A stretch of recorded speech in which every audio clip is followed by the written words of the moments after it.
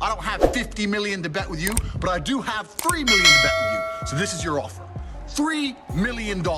You put 3, I put 3. Winner takes all. Jake Paul recently turned down a $3 million fight offer, claiming it wasn't worth the hype and that he had better opportunities. Andrew Tate attacked him for this decision, and it's hard to blame Tate. After all, choosing fights with people past their prime doesn't exactly seem like a strategy for true greatness. This is the hardest sport in the world, and people dedicate their lives to this, and most of them never get a payday. It never pays off for the majority of fighters, all of which would f you up. Tate, the king of controversy, didn't hold back, calling Jake all talk and no action. He accused Jake of being too scared to lose, challenging his bravado and decision to avoid the fight. It's possible. Yeah. There's nothing's no, nothing's yes. We'll see. I'll escape this Matrix attack, and perhaps if he needs to be taught a lesson, I'll be the guy to teach him. Tate made it clear this wasn't just about money. It's about proving who the real alpha is. Right now, it seems Jake cares more about protecting his undefeated record than fighting someone who could actually challenge him. If you want to fight and you want to send a contract, send one to me. I will take a few weeks break from living my retired life to kick the living Jake Paul and Andrew Tate, two walking controversies, are tangled in drama so juicy it feels like a reality show in the making. Jake, the problem child who built a career around punching people and questioning his own credibility, recently turned down a $3 million fight offer from Tate. Yes, you read that correctly. He swerved $3 million. Naturally, the internet is in flames. So why did Jake back out? According to him, the fight just wasn't big enough. He claims there's no hype and insists he has better opportunities. Sounds smart, right? Or maybe just a bit too cautious. When he fought somebody that was actually his age and was actually a boxer and was actually his size, he lost. I mean, it is what it is. I'm not trying to shit on the kid. Yeah. To his critics, Jake's excuse is just another cop-out. His career has largely revolved around fighting older retired stars, big names, sure, but none in their prime. Tate, however, is different, younger, skilled, and unpredictable. He's the type of fighter who turned every press conference into a mental game. That level of chaos is something Jake hasn't dealt with before, and maybe that's why he's keeping his distance. If you want to fight and you want to send a contract, send one to me. I will take a few weeks break from living my retired life to kick the living out of a goofy, entitled dickhead like you. Andrew Tate's fiery response to Jake Paul's rejection of his $3 million fight offer has only intensified the drama. Tate's challenge wasn't just about boxing, it was a statement. In his words, if you want to send a contract, send one to me. I'll take a break from living my retired life to kick the living hell out of you. It was a bold claim that resonated with his fans, who see Tate as someone who backs up his words with action. His narrative of being the real alpha has captivated a massive following, but it's also placed Jake in an uncomfortable spotlight. Tate didn't take kindly to Jake's rejection, using it as a golden opportunity to drag him through the mud. According to Tate, this isn't about money, it's about proving who the real man is. Forget the cash and contracts, this is about ego, reputation, and manhood. Tate's disappointment was palpable, as he suggested Jake's refusal wasn't about a lack of interest in the fight, but rather a deep-seated fear of actually losing. Tate's words added even more pressure to Jake, further highlighting the stakes of their potential showdown. Why don't you lose to an old man who's retired? If you want to fight and you want to send a contract, send one to me. I will take a few weeks break from living my retired life to kick the living out of a goofy, entitled dickhead. And of course, Tate didn't stop there. He hit Jake with the ultimate burn, calling him out as a loudmouth who's all talk and no action. Tate urged Paul to man up and settle their differences the old-fashioned way in the ring. As if that wasn't enough, Tate didn't hesitate to offer to teach Jake a lesson in the process. For Tate, this isn't just another fight for money, it's about pride and reputation. He's framing it like a gladiator duel, where only one man can leave the arena with dignity. Guess which one is going to be dragged out by the ankle? The controversy has erupted across social media, with fans splitting into opposing camps. Some defend Jake's decision, arguing he's simply being strategic with his career. Others side with Tate, accusing Jake of ducking a real challenge. The phrase ducking Tate has quickly gone viral, and the debate continues to intensify, showing no signs of cooling off.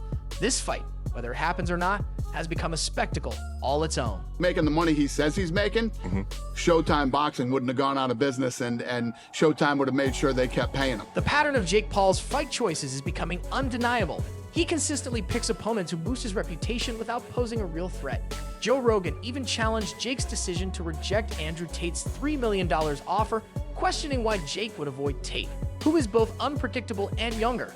According to Rogan, this fight could be the test Jake needs to earn real respect. At 37, Tate is not only younger than Jake's typical opponents, but also has a kickboxing pedigree with a 76-9 record. Unlike Jake's past competitors, Tate isn't retired, rusty, or stepping into an unfamiliar sport. While Jake's loyal fan base defends his strategic approach and business acumen, more critics are questioning his legitimacy as a boxer. Social media is buzzing with heated debates, and terms like Jake Circus and ducking Tate are trending across platforms as the pressure mounts for Jake to prove himself. But long story short, Andrew Tate has been blowing up on social media, partially because of his often chilling views on women or money or even Star Wars. Meanwhile, Andrew Tate has been weaving his own narrative, framing this drama as part of a much larger battle known as the Top He persona.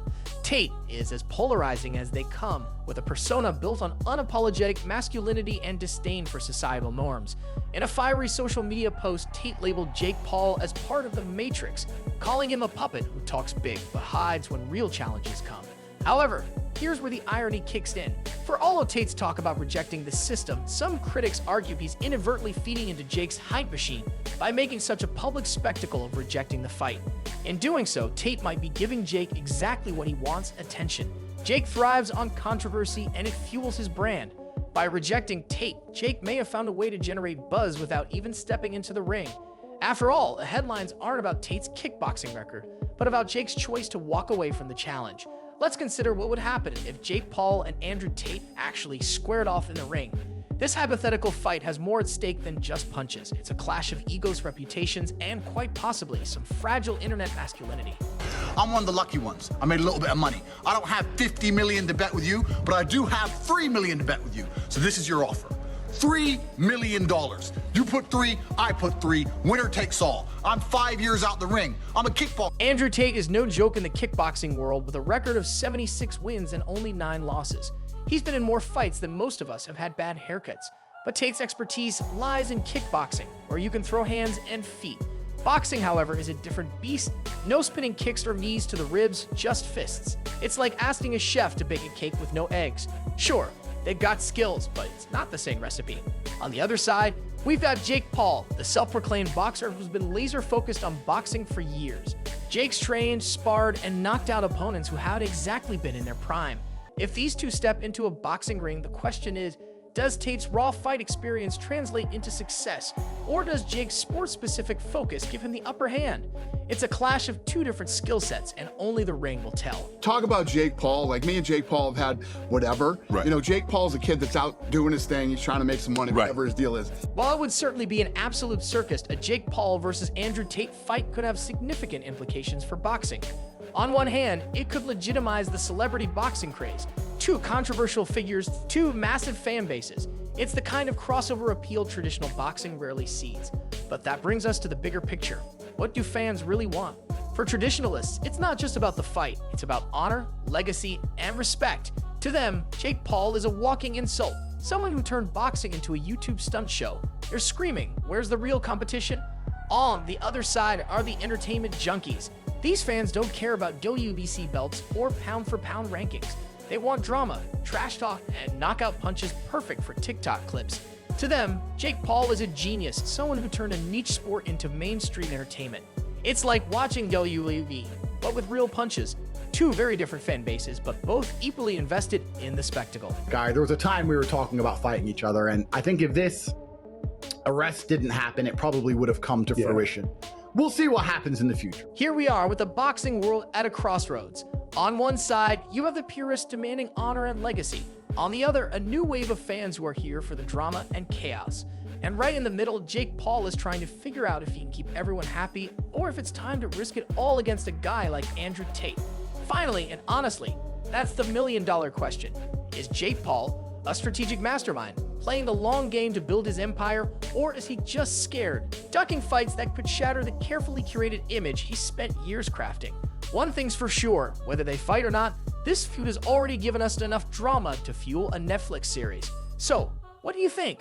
Is Jake Paul dodging Andrew Tate, or is this just another chapter in the book of Jake's master plan? The answer might just define his future in boxing.